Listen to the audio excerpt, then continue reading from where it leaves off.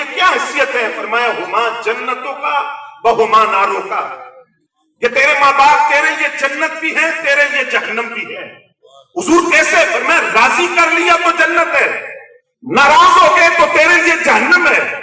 اور پھر نبی علیہ السلام نے فرمایا دنیا کے اندر بھی اس نے سلوک کرو اور دنیا سے جانے کے بعد بھی اس نے سلوک کرو۔ سرکار دنیا سے چلے جائیں تو پھر کیسے اس نے سلوک؟ میرے نوجوان دوست ذرا توجہ فرمائیں گے، حضور نے فرمایا دو باتیں، فرمایا ایک اپنے والدین کے لیے مغفرت کی دعا کرتے رہنا، دوسرا فرمایا اپنے ماں باپ کو کبھی گالی نہ دینا۔ صحابہ نے عرض کیا حضور کیا کوئی ایسا بھی ہے جو اپنے ماں باپ کو گالی دیتا ہے؟ آپ نے فرمایا ہاں، تم کسی کے ماں باپ کو گالی دو، وہ جواب میں تیرے ماں باپ کو گالی دے تو اس طرح ہے جس طرح تو خود اپنے ماں باپ کو گالی دے رہا ہے۔ تو فرمایا والدین کا تجھ پر حق ہے کہ تیری وجہ سے تیرے ماں باپ کو گالی نہیں پڑنی پڑی۔ اور پھر نبی علیہ السلام نے